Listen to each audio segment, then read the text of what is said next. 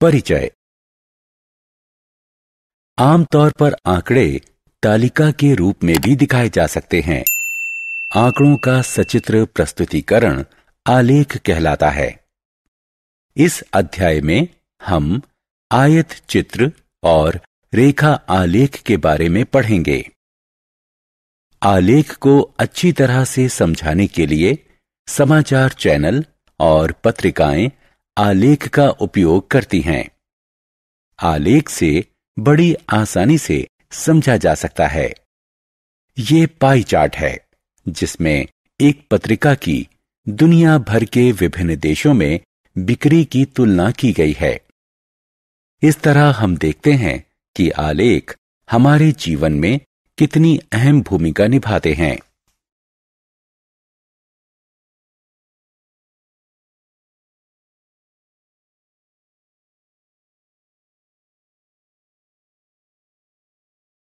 उद्देश्य। इस पाठ के अंत में आप निम्न करने में सक्षम हो जाएंगे: दंड आलेख खींचना, दिए गए आंकड़ों की पाई ग्राफ से प्रस्तुति करना, आयत चित्र खींचना, रेखा आलेख खींचना, आलेख पर बिंदु अंकित करना, आलेख की मदद से कुछ समप्रायोगिक समस्याओं को हल करना।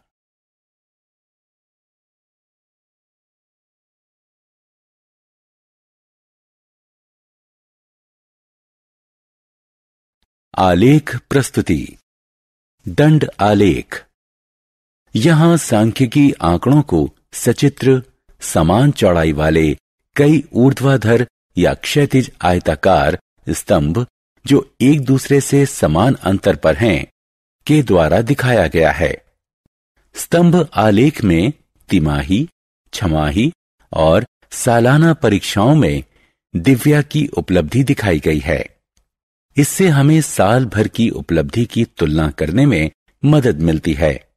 उपरोक्त आलेख से हमें मालूम हुआ कि दिव्या के कुल प्राप्तांक में बढ़ोतरी हो रही है, जिससे पढ़ाई में उसकी प्रगति पता चलती है। दंड आलेख दोहरे भी हो सकते हैं। इस आलेख से हमें 4 तरह के पटाखों की 2 दिन में हुई बिक्री का तुलनात्मक विवरण मिलता है।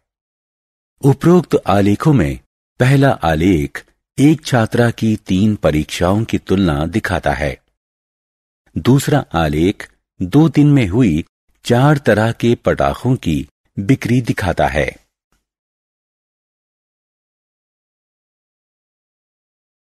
वृत्त आलेख या पाई ग्राफ। वृत्त आलेख का उपयोग किसी भी समूचे वृत्त के हिस्सों की तुलना के लिए किया जाता है। समूचा दिखाने वाला वृत्त वृत्त आलेख या पाई ग्राफ कहलाता है। 2008 के दिसंबर महीने में रामू ने अपना मासिक वेतन 7,200 रुपए विभिन्न वस्तुओं पर खर्च किया। आयत चित्र। आयत चित्र आवृत्ति वितरण की रेखा चित्रीय प्रस्तुति है, जिसे आयतों के रूप में दिखाया गया है, जिसमें आधार पर कक्षा अंतराल हैं और ऊंचाइयां आवृत्तियों के अनुपात में इस प्रकार दिखाई गई हैं कि किन्हीं 2 आयतों के बीच कोई दूरी नहीं है।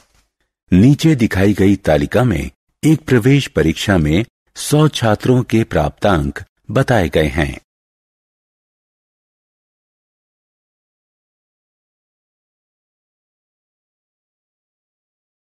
रेखा आलेख। रेखा आलेख से वे आंकड़े दिखाए जाते हैं जो समय की अवधि के साथ निरंतर बदलते रहते हैं। उपरोक्त तालिका में चेन्नई शहर का तापमान दिखाया गया है, जो दिन में हर 4 घंटे में लिया जाता है। इसे हम समय तापमान का आलेख कहते हैं। क्षैतिज अक्ष रेखा एक्स अक्ष तापमान लिए जाने का समय दिखाती है। ऊर्ध्वाधर रेखा यानी वाई अक्ष तापमान दिखाती है। प्रत्येक 4 घंटे का तापमान दर्ज करके बिंदुओं के रूप में आलेख में दिखाया जाता है। इन बिंदुओं को रेखा खंडों से जोड़ा जाता है, जिससे बनता है रेखा आलेख। आलेख से हम देख सकते हैं कि सुबह 10 बजे से दोपहर बाद 2 बजे तक तापमान में 2 डिग्री सेल्सियस की बढ़ोतरी हुई।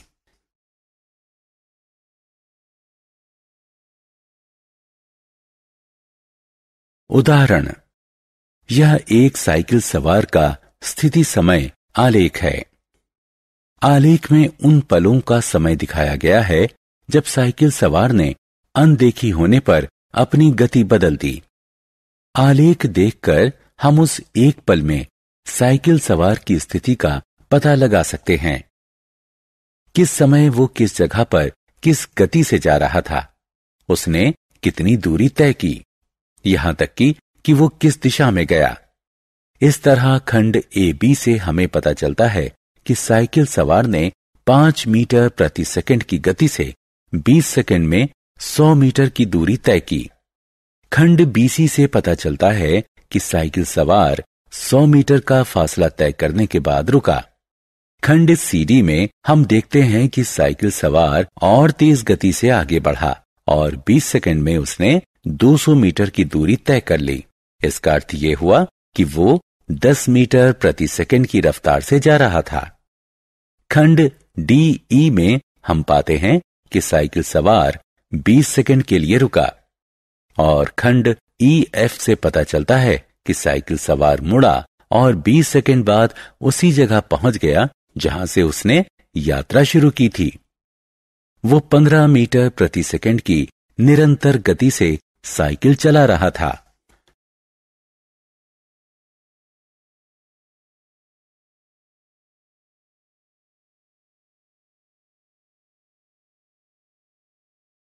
निर्देशांक। कक्षा में अपने स्थान का पता लगाइए। इसके लिए आपको 2 संख्याएं चाहिए, एक तो पंक्ति संख्या और दूसरी स्तंभ संख्या। उदाहरणार्थ 3, 2 यानी एक आलेख पर बाएं किनारे से 3 इकाइयां और नीचे के किनारे से 2 इकाइयों पर अंकित हैं। आलेख पर हम x और y अक्ष बनाते हैं और फिर आवश्यक बिंदु उस पर अंकित करते हैं। 3 कहलाएगा बिंदु का x निर्देशांक। 1, 2 है बिंदु का y निर्देशांक। हम कहेंगे बिंदु के निर्देशांक हैं 3, 2।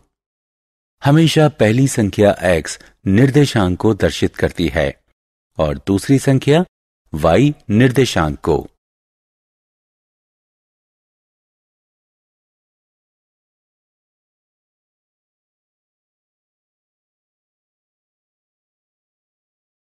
उदाहरण, आलेख शीट पर बिंदु 4, 5 अंकित करें। क्या ये 5, 4 के समान ही है? हल, एक्स वाई अक्ष का पता लगाएं।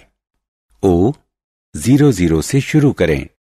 पहले 4 इकाइयां दाएं ओर चलें, फिर 5 इकाइयां ऊपर की ओर। हम बिंदु 4, 5 पर पहुंच गए। आलेख पर बिंदु 4, 5 और 5, 4 भिन्न बिंदु हैं।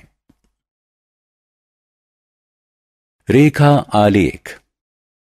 एक आलेख में जो कि अंकित बिंदुओं को एक रेखा में मिलाते हुए तैयार किया जाता है, रैखिक आलेख कहलाता है। अनुप्रायोगिक समस्याएं। दैनिक जीवन में हम सुनते रहते हैं कि विश्व में ईंधन की कीमतें बढ़ने से पेट्रोल की कीमत बढ़ जाती है। अगर पेट्रोल का उपयोग कम किया जाए तो बिल की राशि भी कम रहेगी।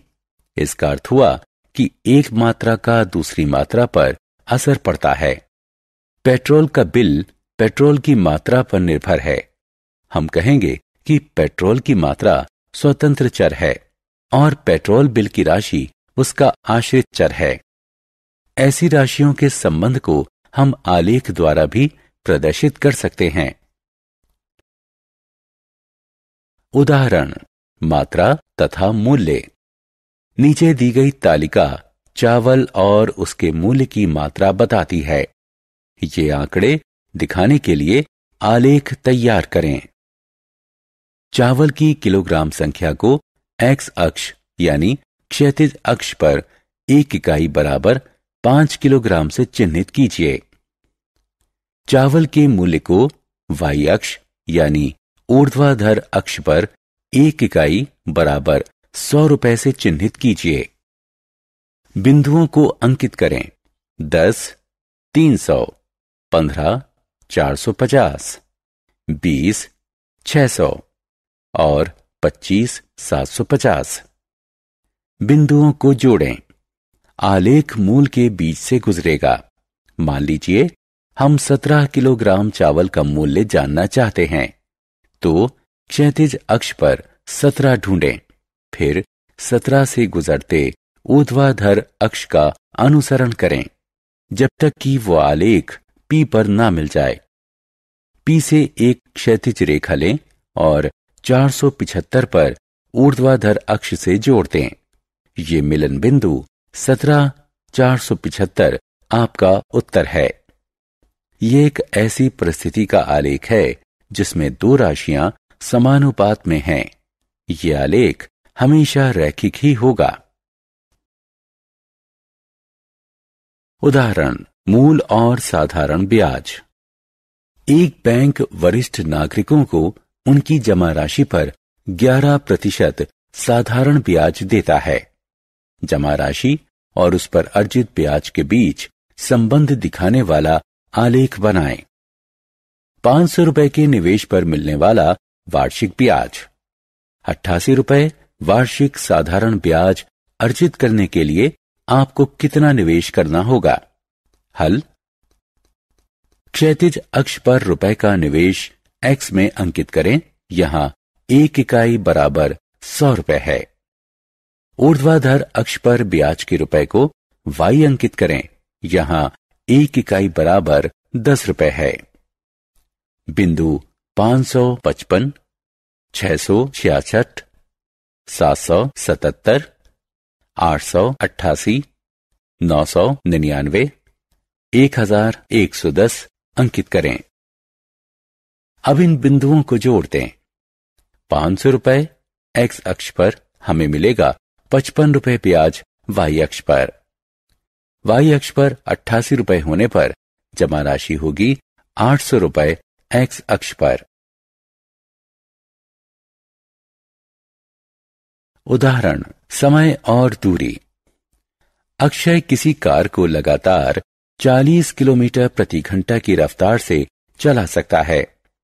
इस स्थिति के लिए समय दूरी आलेख बनाएं। इससे पता लगाएं 160 किलोमीटर की दूरी तय करने में अक्षय ने कितना समय लिया। 2.5 घंटे में अक्षय ने कितनी दूरी तय की। हल। इन राशियों से हमें निम्न तालिका प्राप्त होती है।